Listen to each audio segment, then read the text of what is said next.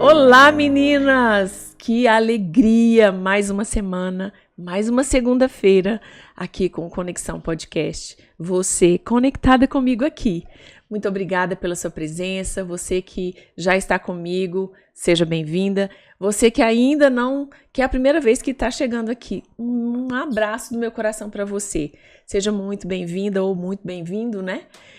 E eu quero lembrar você que nós temos vários episódios que já foram lançados das últimas segundas-feiras, então não perca, tem cada coisa muito linda que Deus tem feito através dessa mesa. E hoje você está aqui comigo e com a minha convidada nessa mesa.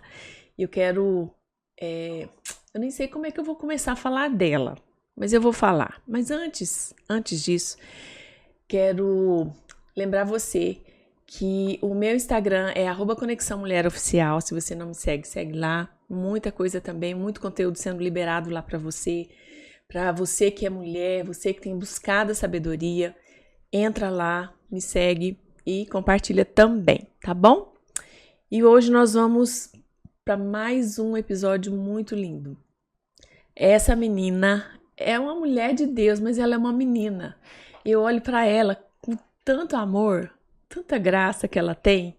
Eu falo que ela passou na fila da beleza umas 40 vezes, gente. Não tem condição uma coisa dessas. Mas eu nem vou falar muito dela, eu quero que ela se apresente. E eu sei que esse tempo aqui, que você tá com a gente, vai ser um tempo onde o Senhor há de edificar grandes coisas no seu coração. Porque eu costumo dizer, nós quando viemos aqui para essa mesa, eu gosto de denunciar a perfeição, porque ela não existe. Então, eu trago para cá pessoas de verdade, pessoas que já falharam, pessoas que foram derrotadas já, mas que têm um grande testemunho de um resgate, onde Jesus entrou. E quando Jesus entra na vida de alguém, na minha vida, na sua vida, eu sei que é assim, ele transforma o choro em alegria, ele transforma a desonra em honra, né? E nós precisamos entender isso, né? Quando em Mateus 5, na bem-aventurança que diz assim, bem-aventurados os que choram porque eles serão consolados. A gente não pode pensar que esse choro que a Bíblia está falando é aquele choro de raiva, quando você sente raiva de alguém porque alguém te maltratou. Não é esse choro de raiva, mas é um choro às vezes, de arrependimento, é um choro por ter sido injustiçada, é um choro de constrangimento do Espírito Santo, de você reconhecer quem você é aquele choro doído, que você fala, Senhor, eu pequei, Senhor, eu não consegui, Senhor, eu falhei, mas Ele é aquele que nos levanta e nos consola. Então, nessa mesa aqui, eu só chamo pessoas de verdade, que já choraram muito, às vezes por vários motivos, mas elas receberam o consolo do Senhor. E eu tô falando de Mariel Batista, coisa Amém. Fofa. Não é verdade? Ela não passou muitas vezes na fila da beleza. Ai, quem dera, gente. Olha quem falando, né? Mas a gente recebe os elogios. Então, em nome de Jesus, glória a Deus. Obrigada.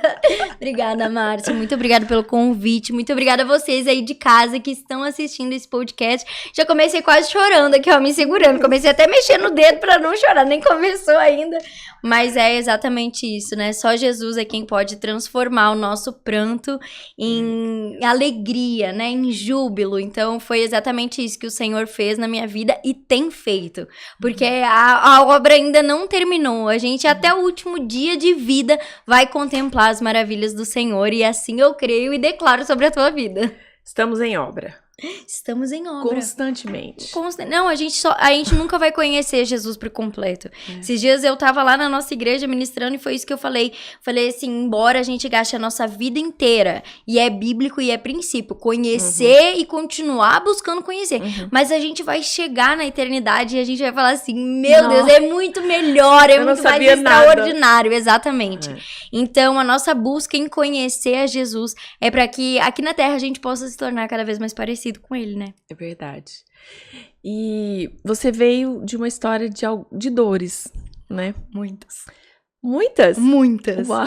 Não foi só uma, gente. Acho que a que todo mundo conhece é a mais famosa, mas foram muitas dores. É. E eu tava vendo um vídeo seu, você falou assim: não impute sobre Jesus uma dor que não foi ele quem criou. Essa frase é sua? É minha. Eu não, o Espírito Santo, né, gente? Sim. Ele vai lá, ele traz umas inspirações, assim, uns insights que é só ele mesmo. Porque a gente, quando entra e vive uma dor, a gente tende a entrar num lugar que você tenta achar vários culpados e às vezes não olha pra você. Naquilo que você pode melhorar, onde foi o meu erro?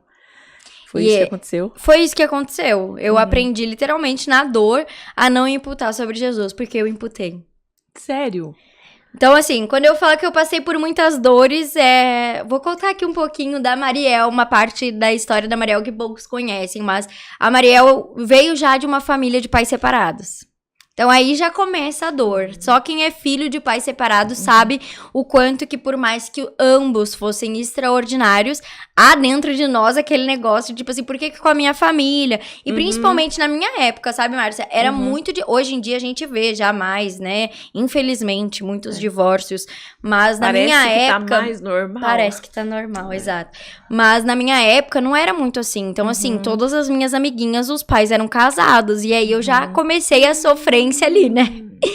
E aí, logo em seguida, fui morar com meu pai. Pedi pra minha mãe pra morar com meu pai. Olha que loucura, coitada da minha mãe. Hoje eu sou mãe e eu fico imaginando a dor dessa mulher. Mas pedi e a minha mãe deixou. E ela diz, eu não sei como que eu deixei isso. E aí eu fui morar com meu pai aos 9 anos. Morei com meu pai dos 9 aos 14 anos. Porque aos 14 anos meu pai faleceu. Câncer. Então hoje a minha mãe entende. Hoje a minha mãe é convertida pra glória de Deus. Eu fui a primeira da minha família a me converter, mas hoje minha mãe também já é cristã. E ela fala, Mariel, somente Deus. Foi Deus quem me deu o direcionamento de te deixar ir morar com teu pai. Porque eu ia carregar uma culpa pro resto da minha vida de não ter te deixado aproveitar esses anos com ele. Então, assim, foram 5 anos que eu morei com meu pai e tive um pai extraordinário, uma presença paterna que garantiu muitas coisas, sabe, do meu futuro e principalmente no meu relacionamento com Deus. Então, hoje, a primeira coisa, quando me perguntam o que Deus é pra ti, Deus é o meu pai. É o pai terreno que eu perdi aos 14 anos. Ele veio superabundou espiritualmente. Então, assim, eu tenho um pai. O meu pai da terra morreu, mas eu tenho um pai desde o momento que eu fui gerada no ventre da minha mãe. E esse pai é Deus. Meu Deus. Então, aos 14 anos, perdi meu pai. Aos 19 anos, me casei. Casei aos 19 anos, me converti aos 19 anos, que até então eu não conhecia Jesus. E me converti, me casei, tive 2 filhos maravilhosos. Só que, infelizmente, o meu histórico, e talvez essa seja a história da Mariel de Sofrência, que muitos de vocês conheçam, o meu casamento não foi aquilo que eu imaginei que seria. Não foi o casamento que eu acreditava que existia ali, né, na Bíblia e todas as coisas. Passei por inúmeras traições, inúmeras decepções nesse relacionamento. E quando veio o pedido de divórcio da parte do outro lado, e que eu fiquei... vários pedidos, né? Mas o último mesmo, que foi quando o nosso casamento, de fato, encerrou, eu imputei sobre Jesus uma dor que não era ele que estava causando. Entendi. Vocês ficaram casados quanto tempo? 6 anos. Então, assim, foi muito tempo em que eu entrei na brecha, que eu jejuava, que eu orava, que eu falava dentro de casa, Satanás, tu não vai roubar minha família, e não sei o quê. Até porque ele me apresentou a Jesus. Então, ele voltou pra Jesus e eu me converti, a gente batizou junto. E aí, quando eu engravidei do meu primeiro filho, fui fazer o enxoval nos Estados Unidos, quando eu voltei, ele já tava desviado. Fiquei 15 dias fora de casa, foi o suficiente. Do primeiro filho? Do meu primeiro filho. Então, assim, desde a primeira gravidez, foram muitas lutas e eu não querendo... Márcia, eu tinha certeza que eu não ia divorciar. Eu tinha certeza que Deus ia descer na terra e ia fazer um milagre. Até porque eu já era líder de célula, cuidava de mulheres. Então, assim, vi diversos casamentos serem restaurados. Diversos maridos que eram muito pior, muito mais, sabe? E aí, ia lá, se convertia, se entregava pra Jesus. Mas uma coisa eu sempre criei. No poder dele pra fazer. Ele podia não estar fazendo dentro da minha casa. E muitas vezes a gente deixa de trazer a esperança pro outro porque a gente não tá vivendo isso dentro da nossa casa. E eu não tava vivendo. E ninguém sabia. Eu chegava em casa destruída, eu chorava. E tal. E eu, na época, fazia rema, que é um curso, né? E, enfim, chegava e a minha realidade era completamente diferente. Mas eu continuava crendo naquele Deus que é fiel pra cumprir. E aí, quando meu casamento acabou, é o momento onde o ego entra, né? E a gente se acha merecedora. Sim. Então, foi um momento que eu falei assim, Senhor, eu fiz tudo. Senhor, eu orei, eu jejuei, eu cuidei do teu rebanho, eu fiz isso, eu fiz aquilo. E aí eu fui com a minha lista de, assim, eu merecia que o Senhor tivesse restaurado o meu casamento. Só que o Senhor, ele é um cavalheiro, né? Ele não entra arrombando a porta. Ele bate. Aquele que abre, ele entra e ceia com ele. Então, existem pessoas que não abrem a porta pra ele. E ele não vai arrombar. E foi o que aconteceu comigo. Foi depois de muita dor que eu consegui entender que, óbvio, que Deus devia estar muito entristecido com tudo que eu tava passando, né? Mas que ele não tinha como invadir um coração que não tava aberto e disposto a receber. Então, depois de 7 meses afastada da presença do Senhor, que eu me rebelei, né? Contra ele. Falei assim, não, porque agora eu tô aqui com 2 filhos. Como que o Senhor deixou isso acontecer? Imagina, 25 anos divorciada. Nossa. Tudo que eu nunca imaginei que eu ia viver na minha vida. E aí eu briguei. E aí você já tava com os 2 filhos? Os 2 filhos. Pequenininhos. O meu mais novo tinha 1 ano e 2 meses. E aí nessa época você já morava fora ou ainda tava Já aqui? tinha voltado pro Brasil, mas ele voltou pra fora. A gente tava no Brasil, foi numas férias, e aí acabou, ele voltou pro Japão e eu fiquei com as 2 crianças. Voltei pra minha cidade. Voltei humilhada, sabe? Voltei assim, foi um momento muito triste. Minha família, eu não contava nada pra ninguém, Márcia, de tudo que eu passava. Sabe aquela pessoa que quer carregar choque, tudo sozinha? Então ninguém sabia o que estava acontecendo. E aí eu lembro que foi uma luta. Minha mãe não entendia nada. Falou assim, nossa, mas que mimada. Como que tu não lutou pelo teu casamento? Coitada da minha mãe, gente. Ela não tinha ideia. E eu falei, nossa, mãe, tu não tem ideia de tudo que eu já passei. E ela falou, não tenho, tu nunca me contou. Mas era aquela busca por sabedoria. Porque eu sabia, assim, daqui a pouco eu vou perdoar e a minha mãe não vai. Quem resolveu casar fui eu. Não vou levar mais problema pra vida da minha mãe, sabe? E aí foi um momento em que eu aprendi que imputar sobre Jesus uma culpa que não é dele é a pior besteira que a gente pode fazer. Porque a verdade é que se a gente tá sofrendo e se os nossos filhos estão passando por algo, nós que somos maus, nós nos entristecemos com aquilo que os nossos filhos estão passando.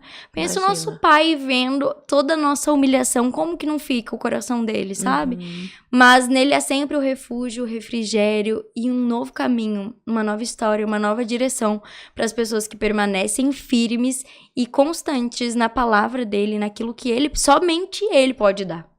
E essa dor, houve uma certa revolta com Jesus. Muito. O senso de justiça própria desceu com força. Você pegou todos os seus direitos, as suas razões. Eu era filha pródiga, né? Sim, exatamente. E aonde entrou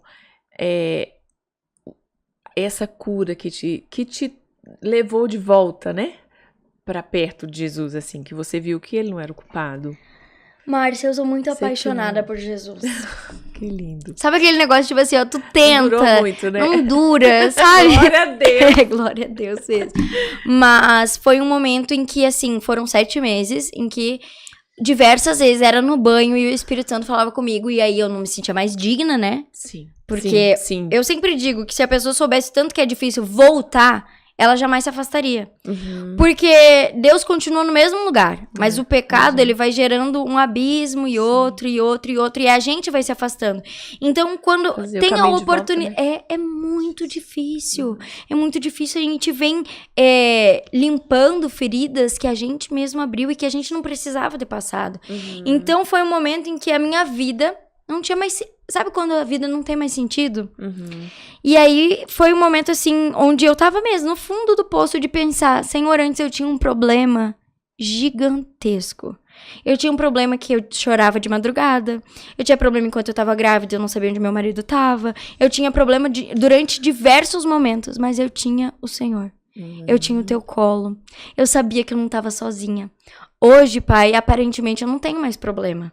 Então, já comprei apartamento, já reformei, tô com os meus filhos estabilizados, não tenho mais preocupação onde fulano tá, que horas vai voltar. Tô vivendo uma vida normal. Só que eu também não tenho a tua presença. E não tá valendo a pena. essa vida sem a tua presença não tá valendo a pena. E aí eu lembro que eu me ajoelhei nos pés da cama, orei, chorei, falei assim, eu não sei como voltar. Eu só sei que eu preciso. E aí veio o extraordinário, Márcia, olha como que é o nosso Deus. E aí eu me deitei pra dormir, isso foi fevereiro de 2020. Deitei pra dormir e aí eu dei aquela última arrastada assim, né, no celular. Uma live acontecendo. Eu falei, gente, quem que faz live essa hora? Quando eu entrei... Já tava na pandemia, já tinha começado Não, a pandemia. e a pandemia começou em abril, né? Março, abril. Isso era início de fevereiro. Entendi. E aí eu tô olhando aquela live, quando eu entrei, Guilherme Batista falando assim, se você por algum motivo se afastou do Senhor, hoje ele tá te chamando pra voltar. Meu Deus. Eu não vi a palavra, eu não ouvi sobre o que ele tava falando, eu entrei e ele tava fazendo um apelo. E você aí nunca tinha... Não sabia quem era ele. Não, eu seguia o Guilherme desde quando eu era casada. Eu comecei a seguir o Guilherme em 2016, quando ele começou a fazer trabalho em escolas. Várias amigas, todo mundo da igreja tinha o costume de acompanhar esse trabalho. Era criança chorando. E aí depois ele começou a fazer projetos missionários. E eu ficava com aquilo, gente, eu preciso participar disso e tal e tal. Então sempre acompanhei. Mas o ministério Guilherme Batista, nunca olhei pra ele com outros olhos nem nada. E aí eu nunca tinha assistido live. Eu nem sabia que ele fazia live 3 da manhã. 3 da manhã eu tava dormindo. Ou tava na casa das minhas amigas, jantando e tal. E aí, nesse dia, quando eu decidi voltar pra Jesus, que eu recém tinha orado, eu entrei no Instagram dele e tava acontecendo essa live. E aí, ele disse, se você voltou pra Jesus nessa live, me chama no direct que eu vou te direcionar uma igreja na tua cidade. Porque ele conhece tudo, né? Conhece um monte de pastor. E aí, eu mandei, olha, Guilherme, eu passei pela mesma situação que tu. Passei por um divórcio, mas eu, diferente de ti, não permaneci fiel ao Senhor. Fui buscar no mundo aquilo que, né? E aí ele falou assim, amiga, ele só respondeu assim, ó, amiga, entenda algo. Não há alegria fora da presença de Jesus. E tu não precisa de nada passageiro. Eu falei, amém. E a gente não se falou mais. Só que nisso eu fiz post-it, né? Colei no meu espelho. Não há alegria fora da presença de Jesus. Não preciso de nada passageiro. E aquilo foi uma palavra que me sustentou nesse meu processo de volta. Então, cada vez que eu entrava no banheiro, não há alegria fora da presença de Jesus. Eu não preciso de nada passageiro. E aí foi. E aí entrou pandemia. E aí foi a minha caverna extraordinária com o Senhor. Você tava morando com a sua mãe? Não. Você já tava... Desde o momento que eu voltei a Porto Alegre, eu aluguei um apartamento inicialmente. Aí foi o período que eu comprei um apartamento, reformei. O apartamento ficou pronto em janeiro de 2020. Aí abril começou a pandemia, outubro eu já tava morando em Goiânia. Eu nem morei no meu apartamento. Peraí. Calma, vamos pular a parte dessa história. Em fevereiro, voltei pra Jesus. Você pôs o post-it e... Voltei pra Jesus. Então ali comecei esse meu secreto. Não tinha igreja pra ir. Então pensa que foi um momento, eu e o Senhor. Era um vaso, de fato, literalmente na mão do oleiro. E aí, eu nesse período em que eu fiquei divorciada, eu não sabia mais quem a Mariel era. Márcia, no início eu tentei permanecer na igreja, tentei ir com as crianças, eu botava aliança pra ir pro culto. Porque eu falava assim, gente, eu vou entrar na igreja com 2 crianças, todo mundo vai saber que eu sou divorciada, ai meu Deus, e vem aquela acusação. E aí ainda tive histórico, né, de igreja, o pastor me conhecer, saber da minha história e falar assim, ai, a Mariel tá nos visitando, o marido dela tá viajando. Ele sabendo. Sabendo de toda a situação. Deixa eu só pegar um gancho aí, segura isso que você tá falando. Você acha que as igrejas estão preparadas para receber pessoas que passaram pelo que você passou? Ou, eu nem digo as igrejas, não quero julgar a culpa, mas nós, enquanto cristãos. Eu acho que nós deveríamos estar, Márcia. Mas muitos líderes, e agora eu tenho visto, porque eu e meu marido, desde o princípio, a gente sempre contou o nosso testemunho. Porque é testemunho de 2 pessoas que não queriam ter passado por um divórcio. Então, Deus odeia o divórcio e a gente também, porque a gente conhece a dor do divórcio. Eu conheço o luto que um divórcio causa. Eu conheço a perda de uma identidade que o divórcio faz. Eu conheço crianças que estão com os pais separados, porque eu já fui uma criança com pais separados. Você conhece... Todas as etapas, vezes, exato, né? De filha a mãe de filhos de pais separados. Então, assim, eu sei o que o divórcio causa. E a gente sempre falou sobre isso. A gente nunca escondeu isso. Só que hoje em dia, vivendo nesse meio e tendo esse testemunho, eu conheço inúmeras pessoas que passaram por um divórcio e ao invés de usarem isso pra ressignificar a história de outras pessoas, abafaram o caso e deixa aqui, caiu no mar do esquecimento. Vamos fingir que eu sempre fui casada com essa pessoa. Então, assim... sabe, aquela coisa que a gente pode usar a nossa maior ferida e a nossa maior vergonha pra curar outras pessoas. Sim. Nós pregamos onde fomos pregadas, né? Exatamente. Então, eu conheci muitas pessoas que não usaram essa ferramenta, sabe? Que receberam a oportunidade de viver uma nova história no Senhor e que ainda assim preferiram apenas se calar e usufruir daquilo. E eu e o Se Guilherme... alimentam da dor. Exato. E eu e o Guilherme, não. A gente falou assim, não. Se a gente passou por isso, foi um período de muita humilhação, de muita vergonha. Mas hoje vai ser pra honra e glória do Senhor tudo que a gente tem vivido. Então, ninguém aqui é a favor do divórcio. A gente não tá no segundo casamento porque a gente quis. Ninguém casou querendo divorciar. Mas houve um abandono de ambas as partes. E aí o Senhor restaurou nossa sorte. Então, assim, as igrejas não estão preparadas porque... Na minha concepção, né? Porque não querem conhecer a história que há por trás de um divórcio. Hoje em dia não há muito tempo pra tentar descobrir o que a tua ovelha tá passando, o que ela passou, pra marcar um café, 3 meses de agenda. Então, assim, não há o suporte necessário. Eu creio que a divorciada, ela é semelhante à viúva. Senão... Não vou dizer pior, porque eu não conheço a dor de uma viúva, né? Mas a dor da divorciada é saber que a outra pessoa tá viva. E ainda assim não tá com ela. Eu acho que no caso da viúva, ela é olhada com bons olhos. Exato. Mas a divorciada não por causa disso. As pessoas não se interessam em saber o porquê. Em ouvi-la. Exato. Né? Porque certamente teve os erros, e tudo, mas não é o momento de... Ela já tem... uma condenação que ela mesma, acho que... já coloca. Ela não precisa de mais condenação, né? Ela precisa de acolhimento. E misericórdia, né? Não, a gente olha pra aquela samaritana, quando Jesus olha e fala assim, vai lá e chama teu marido. Ela fala, não tenho marido dele, bem que tu falou. Porque 5 tu já teve.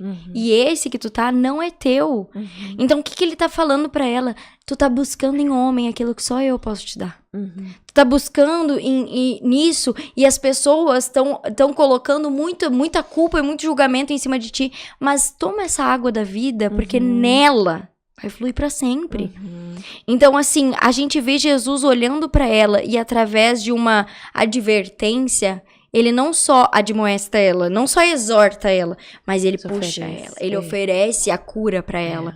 E muitas vezes a igreja, ela não vem com esse preparo em relação à cura, em relação à compaixão, em relação a ouvir, em relação a auxiliar. Uma mulher que tá passando por um divórcio, eu, graças a Deus, o pai dos guris, eu não tenho que falar dele como pai, sempre foi responsável nas obrigações dele, então eu não tenho que falar sobre isso.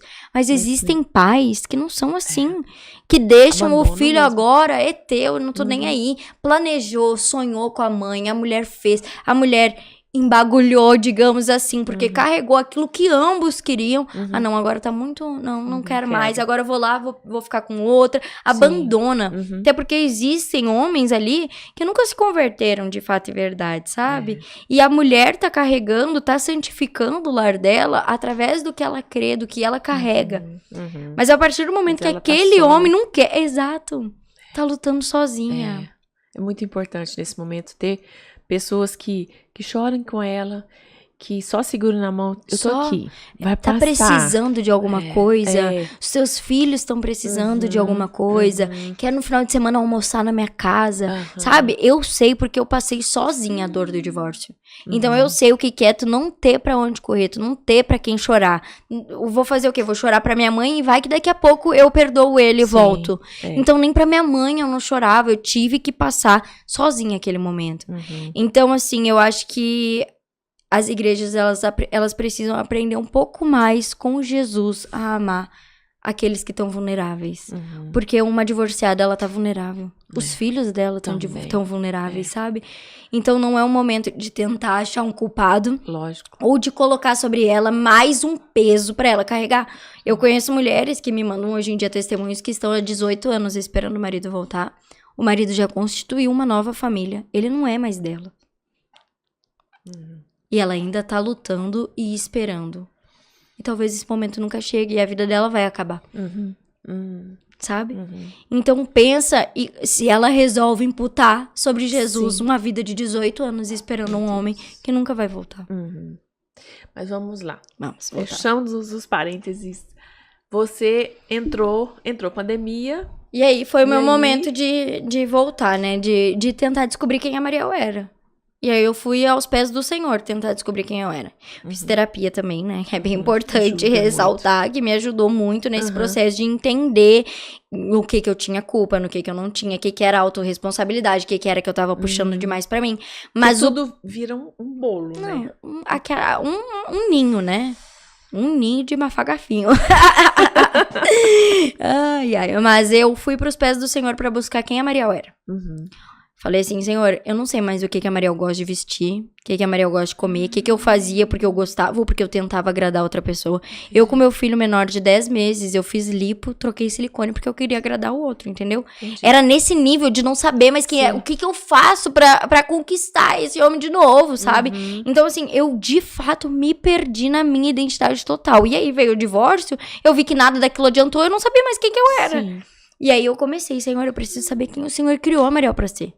Sabe, eu preciso que o Senhor me mostre por que eu existo, por que eu passei por isso, o que o Senhor quer tirar disso. E aí comecei, e só buscando nele, e assistia vídeo, assistia live, não sei o quê, e momento secreto, momento de oração. E aí eu lembro que teve um dia em que eu entrei no meu quarto e comecei a orar e chorar. Sabe quando só é tomado pelo Espírito Santo, tu não tá mais chorando de alegria, nem de tristeza. Eu já não... Márcia, eu não pedia mais nada. Eu falei assim, Senhor, se o Senhor quiser restaurar esse casamento, top, só faça com que eu consiga perdoar. Porque meu coração sangra, sabe? Aí, na época eu falava, né? Meu coração ainda sangra, eu preciso, se for pra restaurar essa história, que seja um novo início pra essa história, que comece novamente a mesma história. E se o Senhor quiser que eu viva a vida inteira pro Senhor, não casando de novo, também amém. Se o Senhor quiser me presentear com uma família, Senhor, eis-me aqui, eu quero o que o Senhor tem. E aí eu sei que eu tava nesse negócio de chora, e louvando, e naquele momento, assim, rendida. Eu tava com até a testa mesmo, assim, no chão, sabe? Chorando. E aí naquela hora o Espírito Santo falou assim, ó, foi pra isso que eu te criei.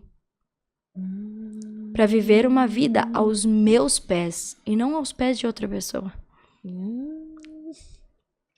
Então, ali a minha identidade foi restaurada. Ali eu voltei a ser a filha que tava no colo de um pai e que ele tava limpando os machucados, sabe? E aí, ali foram muitas palavras que o Senhor me voltou, sabe? Promessas que ele tinha na minha vida e aí voltava. Eu não te falei que eu ia fazer isso, eu vou te usar, eu vou fazer.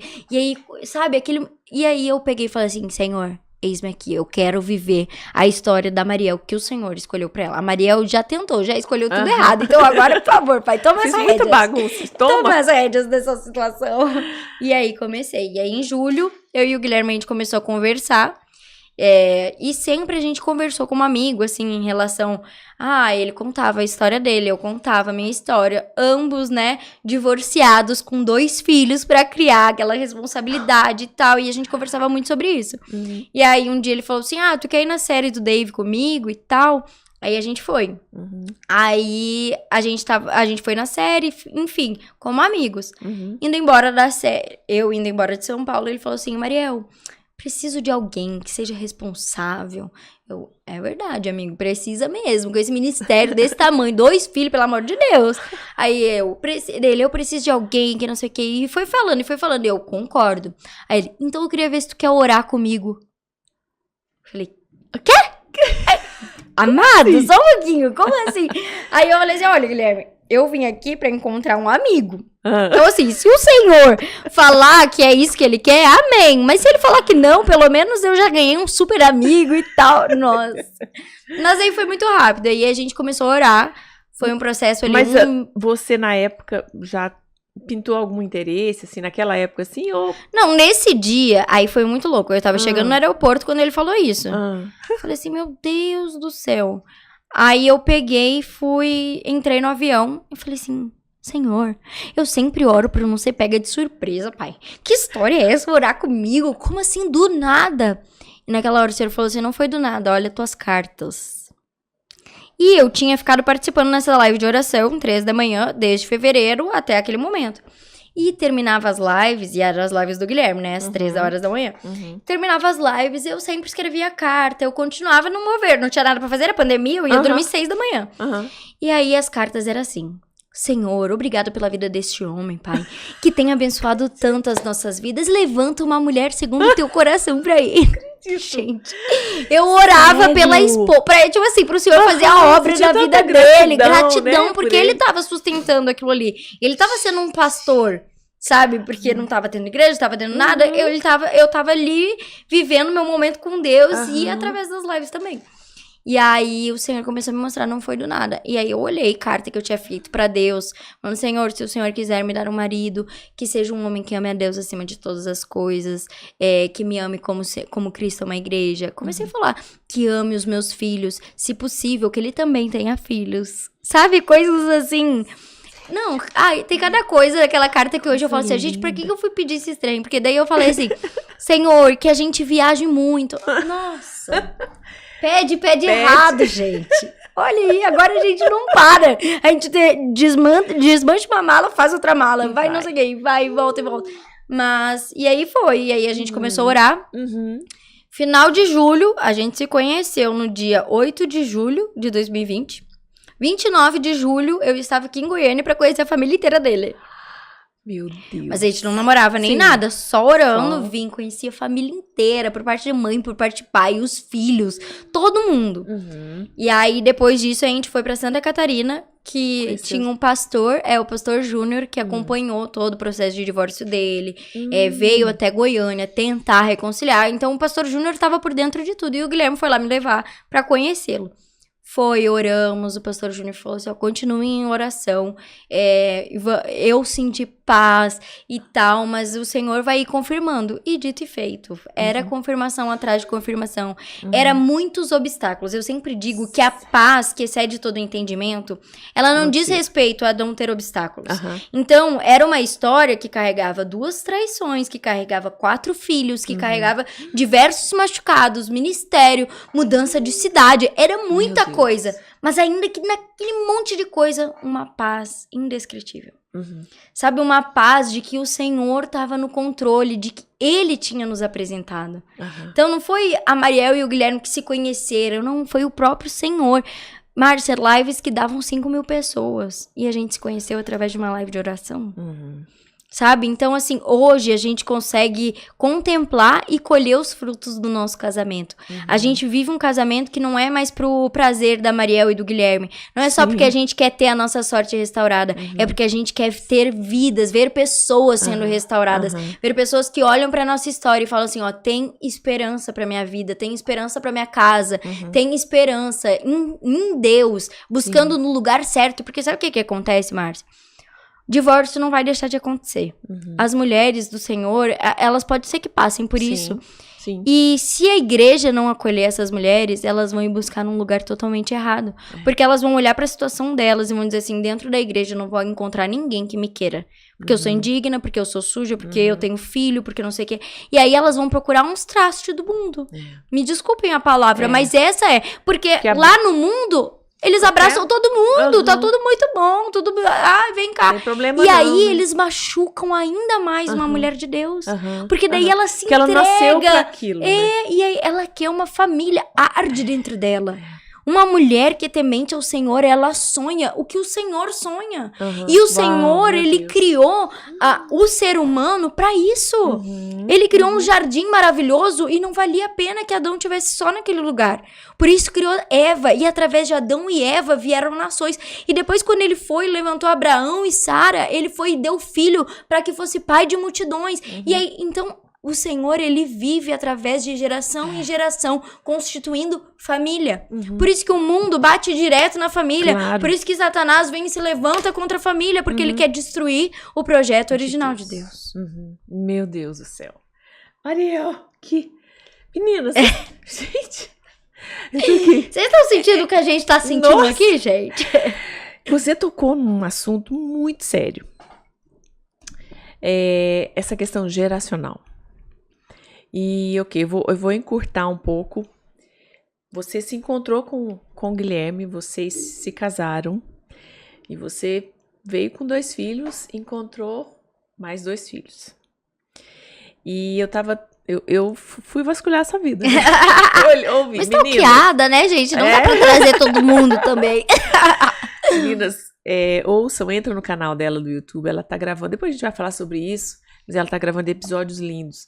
E eu lembro de uma live que nós fizemos no ano passado, em maio, no mês das mães. E eu fiz uma série de lives não eram com mães como eu sou. Eu nunca passei por um divórcio. Eu nunca tive um aborto. Tô casada há 32 anos. Entendeu? Glória a Deus, gente. Glória a Deus. E aí eu chamei mães que tinham uma história muito diferente da minha. E o tema da série foi úteros proféticos geram propósitos. E na live que a gente fez, eu falei, Mariel, qual tema você quer? E ela disse assim, do útero e do coração. Porque ela tem 2 filhos do útero, mas ela também tem 2 filhos do coração. Sim. E eu sei que todo o processo que vocês viveram de dor, porque na dor, a ferida é só nossa, mas na cura, Uau. a cicatriz alcança milhares de pessoas. E é isso que eles vivem hoje, você Amém. e o Guilherme. Isso. Vocês não pararam na dor. Vocês viveram a dor e só vocês sabem o que vocês passaram. Mas vocês permaneceram com o médico dos médicos. Aquele que entra, cura, sara. Ele faz a ferida e ele mesmo a sarará.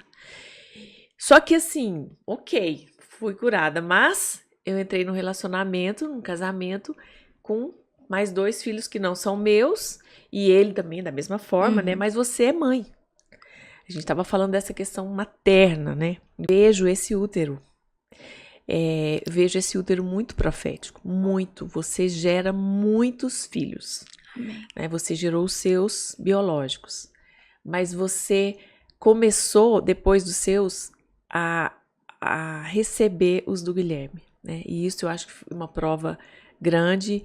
Eu acho que é um grande testemunho. E eu vejo que você recebeu e tem muita sabedoria de Deus para lidar com tudo isso. Vamos falar um pouquinho sobre seus enteados? Sim, com Como certeza. É que foi isso? Eu sempre digo, Márcia, que existem pessoas que não podem gerar através do útero. E elas adotam pessoas. E são os filhos dela. Não é porque não nasceram do útero dessa mulher que não deixam de ser filhos. Então, eles não nasceram do útero, mas nasceram do coração. Da mesma forma, foi quando eu abracei os meus enteados como filhos do meu coração. Eles têm mãe, a mãe deles é viva, eu me dou muito bem com elas, e eu não quero tomar o lugar dela. Mas dentro da minha casa, eu não posso fazer diferenciação entre eles. Eu não posso, aqui são os meus filhos, aqui são os meus enteados, vou tratar eles de qualquer forma. Não, nós somos uma família. Nós estamos no mesmo barco, nós somos um só. Eu e o meu marido, nós somos uma só carne. Então, se são os filhos dele, são meus filhos gerados no meu coração. Que lindo. Eu consigo, naturalmente, eu digo que eu não tenho como dizer, é fácil, gente, porque pra mim foi fácil. Pode ser que existam mulheres que seja um super desafio, por diversos motivos, não me dou bem, não sei, eu não sei qual é a situação que tu tá vivendo, mas eu sei que o Senhor, ele é capaz de derramar aquilo que ele superabunda, que é o amor. Então, nele, a gente consegue amar. Eu amei gratuitamente os meus enteados desde o primeiro momento. A Maria Luísa, ela, assim, grudou em mim e não queria soltar. As pessoas falam isso. E a minha mãe fala que ela é muito parecida comigo criança. Que eu era daquele jeito, serelepe e tal. Então, assim, eu também tive uma madrasta, né? Meu pai casou de novo. Então, eu vi as falhas e os acertos que a minha madrasta teve e consegui ressignificar isso da minha história. Então, aquilo que eu achei que a minha madrasta falhou, eu olho pra minha história e falo, não quero falhar da mesma forma. Aquilo que eu vi que a minha madrasta somou, e ela somou em diversas coisas, eu olho e eu falo assim, eu posso somar aqui. Então, o papel de uma madrasta, se hoje tu se encontra nessa situação de ser uma madrasta, o teu papel nessa família é somar e jamais subtrair. Nós estamos numa família, nós temos a oportunidade de trazer a sabedoria de uma mulher, o acolhimento de uma mãe. Nós temos a oportunidade de trazer todos para uma mesa, todos para o mesmo lugar e não fazer diferenciação. Nós temos a oportunidade de alegrar o nosso marido, fazendo com que ele sinta o amor que nós temos por ele quando a gente ama os filhos dele. Então, assim, a palavra, ela diz exatamente isso. A mulher sábia edifica a casa e a tola destrói com as próprias mãos. Então, eu sempre pedi pro Senhor, Pai, me dê a sabedoria para ser a esposa sábia que edifica a casa. Porque o Senhor tem feito. Graças a Deus. A gente vê isso, vê os frutos, né? Porque a obra não acaba. A gente começou falando sobre isso, não vai acabar. E quando a gente tá fazendo alguma coisa, as impressões digitais, as nossas impressões, elas ficam onde a gente tocar. Então, é isso que eu vejo, assim, essa sabedoria que tem vindo sobre você nessa edificação da vida dos seus filhos e dos seus enteados, por causa é um posicionamento, é um lugar que você encontrou de olhar para os seus enteados e assumir, eles são meus, do meu coração. Isso. Exato. Eu preciso edificar essa casa. Até porque é uma família, eu não quero que lá na frente haja alguma coisa pra dizer, não, aconteceu isso com a Malu, aconteceu isso com o Felipe. Gente, é a nossa família. Se acontecer uma coisa, eu não vou olhar e falar assim, não foi os meus. Nossa. Sabe? Eu vou olhar pra aquela situação e vou falar assim, meu Deus, são os meus filhos que estão passando por isso. Gente, sou eu que tô dentro dessa casa e nunca fui um exemplo pra Malu. Sabe, é tipo isso, é olhar pra eles e falar assim, eu fui colocada nessa família, ao invés de fazer a diferença pro bem, eu apenas me abstive. Então, assim, eu não consigo. Eu não consigo, olha que eu sou uma pessoa que já fui muito permissiva, muito pacífica, mas hoje eu olho e eu entendo que existem lugares que a gente é colocado pra que a gente tenha uma responsabilidade sobre aquele lugar. Então, eu faço tudo que me deixa. Gente, o meu enteado me convidou pra ir no Dia das Mães. Não, eu chorei, igual uma criança. Na hora eu mandei mensagem pra mãe dele, olha, ele me convidou pra ir no Dia das Mães, esse dia é teu, eu quero saber se tu se importa. Se tu se importar, eu não vou. Vou agradecer demais o convite. Ela falou assim, Mariel, de jeito nenhum. Eu quero que tu vá, eles te amam e tal. Ela vive mandando mensagem falando assim, gente, eu não sei o que tu fez com essas crianças. Sério? Mas eu tô ali pra somar. A gente tem um convívio muito bom, a gente se manda mensagem, tá com alguma dificuldade. Mariel, pelo amor de Deus, o Felipe tá dando birra com isso, aconteceu alguma coisa aí, a gente conversa livremente. E é só o Senhor que faz coisas assim. Para tudo aí. Porque, não, isso não é normal, né? Infelizmente não é normal. Deveria ser, mas não é. Então, isso que você falou, ela se dá muito bem com a mãe dos filhos do esposo. Exato. Você não se colocou num lugar de uma barreira. Não. Você foi ponte. Exato. Essa é a palavra. Você foi facilitadora. Exato. Já tá tão difícil. A vida desses meninos já é difícil. É exatamente isso. Eu preciso ser um instrumento de cura, de amaciar o coraçãozinho deles e ser essa ponte pra nada entrar e rachar. Márcia, eu costumo dizer que uma criança curada, ela é capaz de curar outras crianças. Uma mulher curada, ela é capaz. O problema é que hoje em dia existem muitas mulheres que ainda não curaram a criança interior delas. Então elas costumam vir pra dentro de um casamento querendo ser a filha, querendo ser cuidada, querendo ser a criança. E aí quando entra outras crianças, ela fala, opa! É competição. É uma competição. Só que se a gente entende que o nosso papel é de esposa e ninguém vai tomar esse papel da mesma forma que um papel de filho, ninguém vai tomar. A gente é completamente diferente. A gente entende que as crianças ali são eles, que os vulneráveis ali são eles e que os adultos são os responsáveis por facilitar a vida deles. Então, vou ficar de rixa, vou ficar de coisa. Quem que tá saindo perdendo? Vai ser eu? Vai ser a mãe deles? Vai ser o pai deles? Não, vai ser eles. Então eu olho pra essas crianças e eu falo bem assim, gente, o que eu puder fazer, eu tô aqui pra fazer. Você se colocou como uma verdadeira guardiã. Não, eu sou aqui, mãezona, não vem não, Satanás. É tipo isso. Porque o arsenal do inferno tá apontado para as famílias e para as crianças. Eles são muito vulneráveis, né? É muita dor que entra. E aí se tem um adulto que começa alimentar, a cooperar, a ser um grande parceiro do inferno, o que vai virar? Exatamente. Né? E aí a gente libera esses filhos que serão jovens, adolescentes, jovens adultos com dor, com uma ferida. Aí vão para um casamento com uma ferida. Exatamente. Porque o lar de origem não foi um lugar de paz. Exatamente. Não foi um lugar de amor, de perdão, de reconciliação. E eles já passam por isso, né? Sim. Por uma ruptura ali do pai e da mãe. Sim. Daí entra uma nova pessoa, e não entra só uma nova pessoa, entram mais 2 crianças. Sabe? Então eu consegui meio que olhar de fora um panorama que, assim, gente, coitadas, essas crianças foram colocadas numa situação que elas não queriam estar. Eu também não queria estar, mas eu sou adulta, eu preciso resolver isso daqui. É olhar pra situação e falar assim, ó, temos um problema, vamos resolver. Vocês têm quanto tempo de casados? Vai fazer 2 anos agora em março. Bonitinho demais. E... Nossa, meu Deus, isso é muito Primeiro forte. ano, ele é um ano muito difícil, né? Sim. Eu creio que em qualquer casamento é o ano ali, a crise da fusão, muitas coisas. Então, olhar hoje e falar assim, ai, gente, foi super fácil chegar onde a gente tá hoje. Não foi, foram muitas vezes que a gente debateu, que a gente discutiu, muitas vezes que o Guilherme quis corrigir os meus filhos e eu falei, aqui não, bem leoa, eu tenho esse instinto de proteção. Então, Guilherme, tá de castigo, por quê? Muitas vezes eu não fui sábia, gente, são pessoas imperfeitas, né? Buscando alguém que é perfeito, que é o Senhor. Então, buscando nele. Então, Márcia, eu me apego que o Senhor, ó, ele que deu essa liberdade pra gente. O que ele fala? Que sempre que a gente pedir sabedoria, é a única coisa que ele vai nos dar livremente. É um pedido com garantia. Garantia. Então, toda vez eu faço esse pedido. Senhor, me dá sabedoria. Senhor, me dá sabedoria. Senhor, eu tô enfrentando isso. Eu não sei criar meus filhos. Me dá sabedoria. Senhor, essa situação com o Guilherme tá difícil. Me dá sabedoria.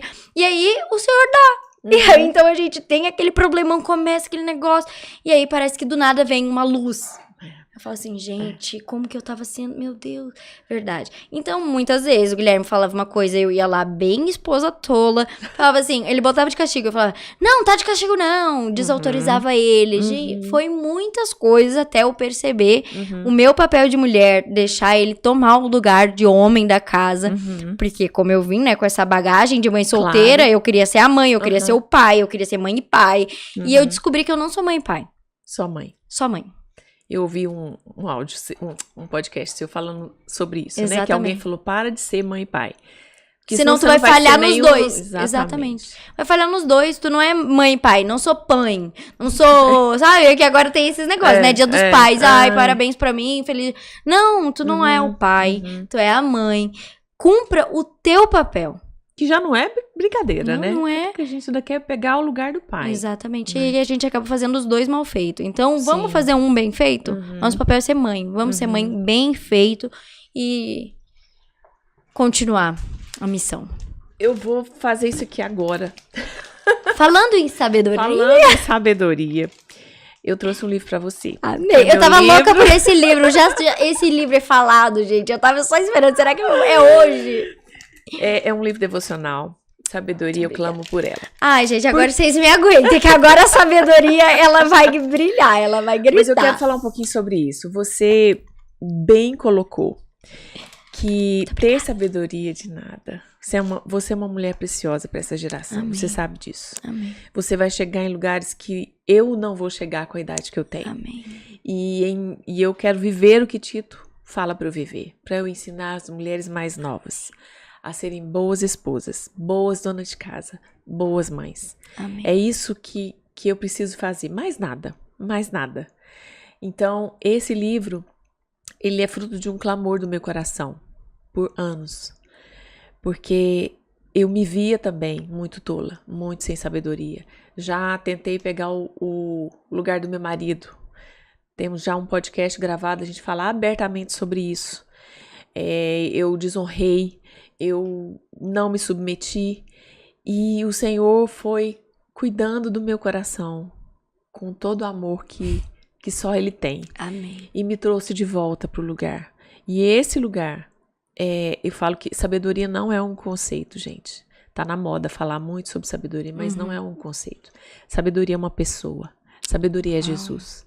Então, quando nós voltamos para Ele, quando nós convertemos o nosso coração aos caminhos do Senhor, a Ele, a sabedoria vem. E eu sempre falo que a sabedoria me encontrou, não foi nas grandes conferências que eu amo, não foi domingo à noite na igreja, foi segunda de manhã. Amém. Naquele dia difícil. Ela veio e me abraçou. Ela repousou sobre a minha cabeça. Amém. Então, todas nós que buscamos sabedoria, nós vamos passar por dias difíceis. E você já passou e talvez outros virão. outros virão para mim. Mas o que vai nos sustentar é estar nesse lugar com Jesus, né? Amém. E você falou no início, eu tava tudo desmoronando, mas havia uma paz. E paz em hebraico é shalom. E shalom significa nada faltando, nada quebrado, nada fora do lugar. Amém. Né? Uau, é isso. E é isso, né? Tem coisa que não tá tudo fluindo. Gente, tem coisa na minha vida que eu não resolvi ainda. Tem coisas na minha vida que me envergonham ainda. Mas eu habito num lugar que é Jesus. Eu habito com Ele, eu habito nele. E nele eu encontro a paz. E Ele vai me dando a sabedoria. Eu não sei, ela disse, eu não sei fazer isso aqui com meu filho. Como que eu vou resolver isso aqui com o Guilherme? É isso. A vida real. de uma mulher sábia é exatamente essa. Ela sabe que ela não sabe. Porque ela sabe também que sem Jesus ela nada pode fazer. Amém, é isso. Então não é uma sabedoria humana, não é conhecimento por conhecimento. Porque o conhecimento por conhecimento enche o nosso coração de orgulho. E a marca da sabedoria falsificada é a falta de humildade. A gente não sabe, gente. Não é todo dia que a gente vai ter uma palavra, não é todo dia que a gente vai estar forte, mas todos os dias a gente precisa depender do Senhor. Clamar por essa sabedoria. Porque ela tá disponível. Eu sempre falo isso, Márcia. A sabedoria, ela não é um privilégio da Mariel, não é um privilégio da Márcia, não é um privilégio da tua pastora ou de grandes mulheres que te influenciam. A sabedoria, ela tá disponível para ser encontrada. Basta com que a gente busque, que a gente clame, que a gente se deixe ser encontrada por essa sabedoria. Tira as armas, desarma. Tire os achismos, tire as teorias, deixe com que o Senhor venha com a sabedoria do alto.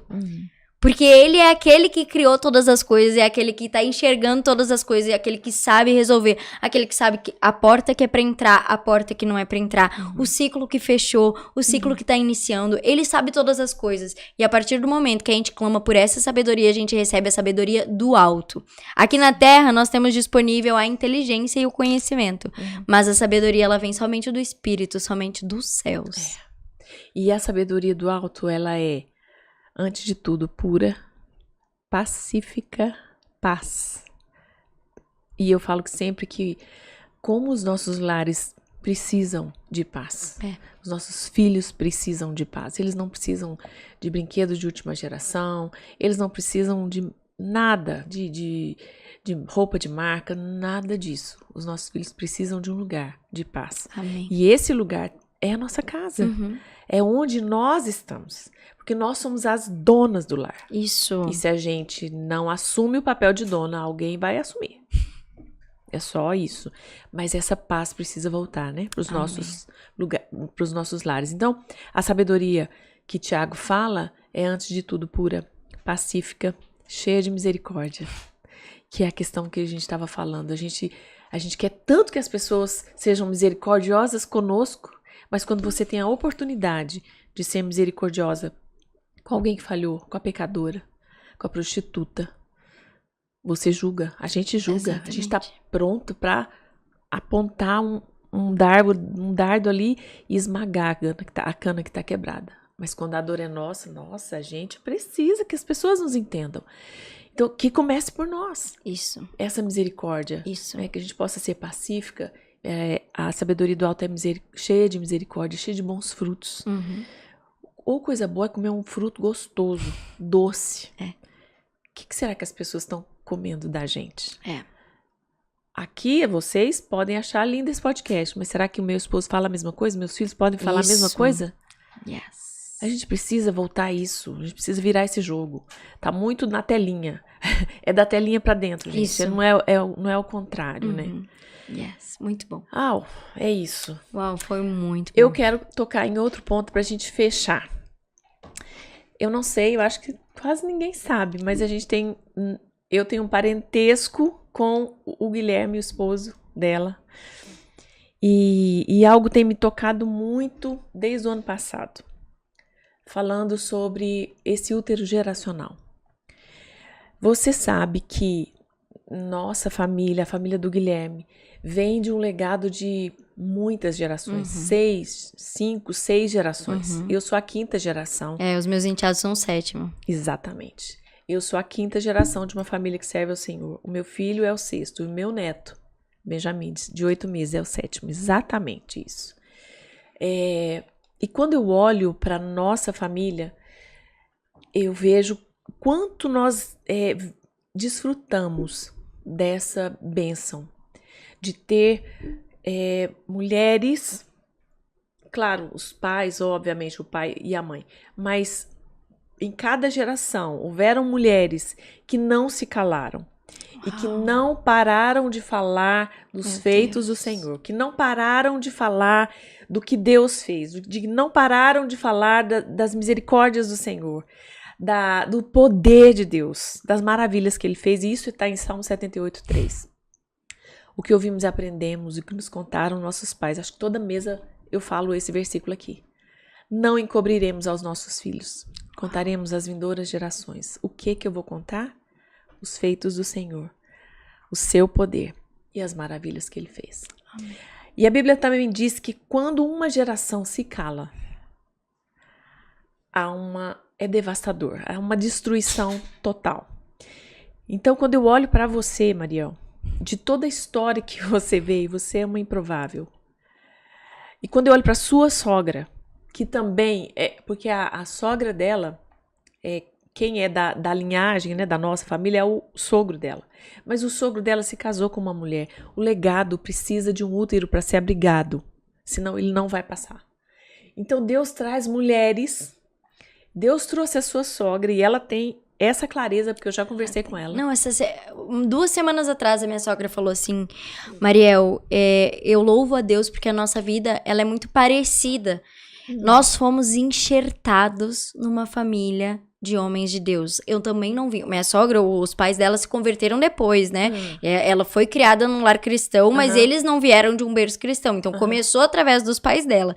E ela fala, e nós fomos enxertados nessa família. O Senhor nos escolheu para nos enxertar nessa família, para que algo poderoso acontecesse. Então, a minha sogra, eu brinco com ela, que ela é a mulher de Provérbios 31, que ela faz tudo dentro de casa. E trabalha na fábrica, não sei o que. E agora pastora. Eu falo assim, minha sogra, pelo amor de Deus, eu não tô dando conta disso aqui, e a senhora já tá anos-luz na minha frente.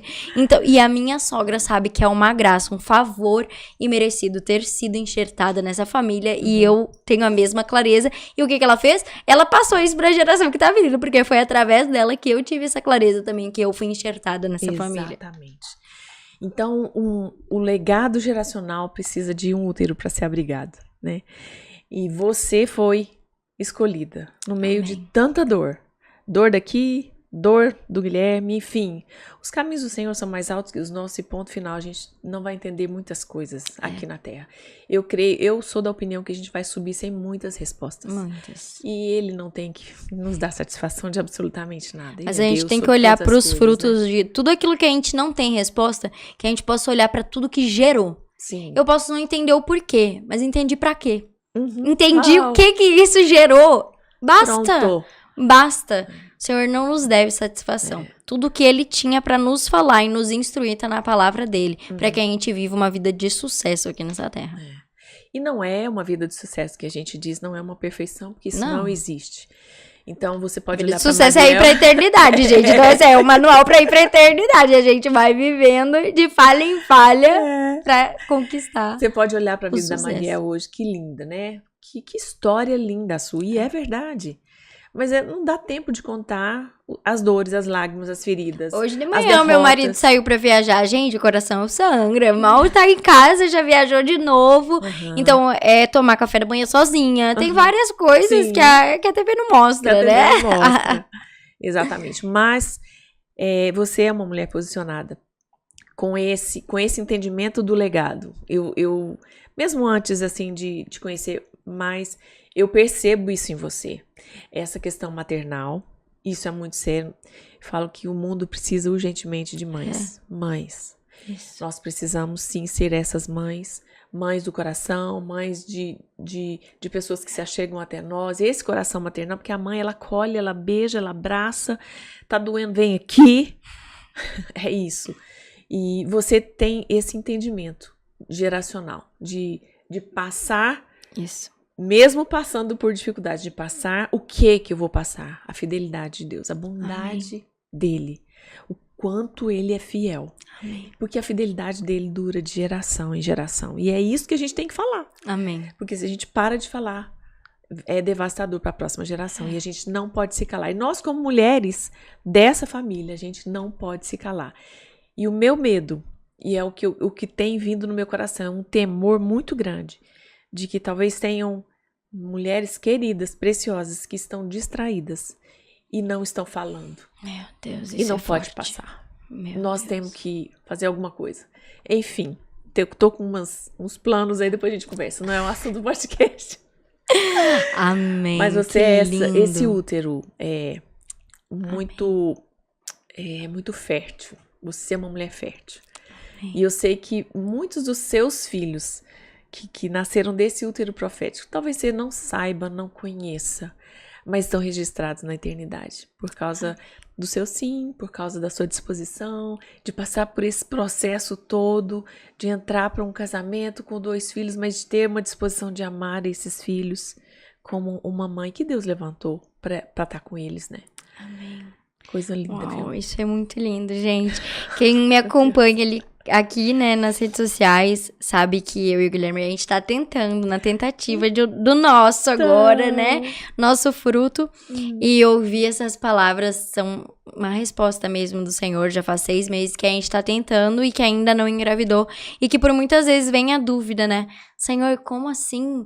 Pai, o Senhor falou que o Senhor daria. Eu nem queria mais filho. O Senhor vem e me fala que o Senhor vai mandar filho. Então, a minha parte eu tô fazendo. Fui, tirei o DIU. Achei que no outro dia eu ia engravidar. O Senhor falou, ué.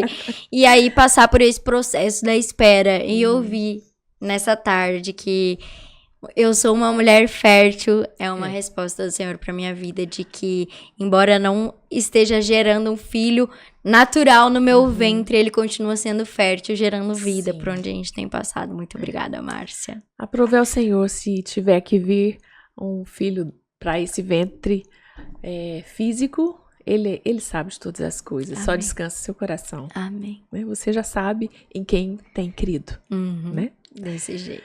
Meu Deus, a gente tem que terminar, minha lindona.